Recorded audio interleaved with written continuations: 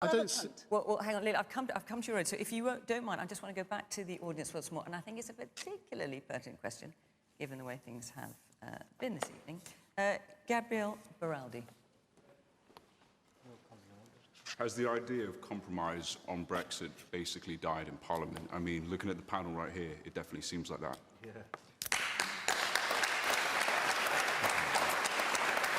Richard? I just come back to the point. You know, we had a vote. We were given two choices on the ballot paper, remain or leave. We voted to leave. It's not a compromise when you have a referendum like that. You know, you back the will of the people, and the losers have to consent to the winners. That's how democracy works. And if you don't accept that, then we've lost all trust in democracy in this country. And can you see any compromise you're prepared to make to try and get agreement? I just think we should implement the first decision. If you want to have a review 10 years down the track, fine.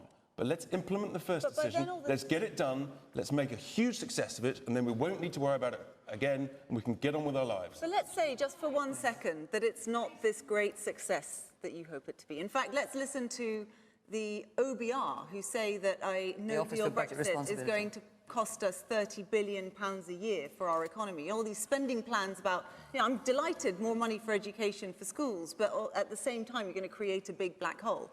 Listen, I totally understand what you're saying. We want a way through this.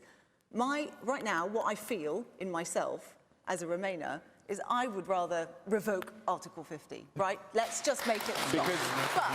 But I appreciate that whilst my constituents elected me knowing what I feel, there are others who are other parliamentarians, other parts of the country who don't feel that way.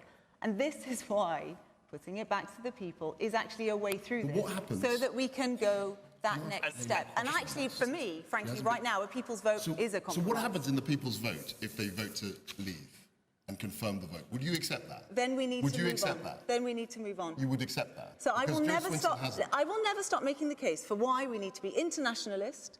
And actually, down the line, probably, I will continue to advocate for being a close ally and, in fact, maybe even going back into the EU.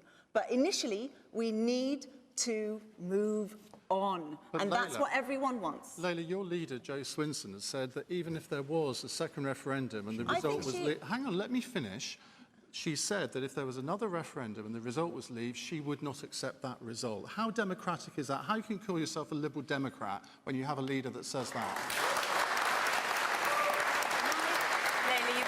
My understanding on that is that she believes as I do. You know, actually what we are seeing right now is a complete realignment of where people feel our place is in the world as Britain. And we think that we should be internationalist, outward-looking, you know, the big issues of climate change, you can't just do as one country.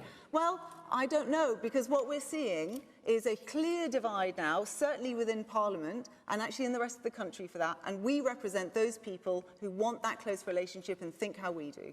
Gabriel, what do you think of what you're hearing? I'm sorry, but like, this just is not compromise. It's not what I'm talking about. I appreciate that some of you people might just want to full-on leave, and some of you just want a second referendum and want to stay. But this is my point. There is no compromise. Yeah, but at the end of the day, we're not going to get anywhere if there isn't any compromise. No. This is just going to continue. I'm just going to, you know, come back to, I'm just going to get around the audience just for a minute. Yes, the man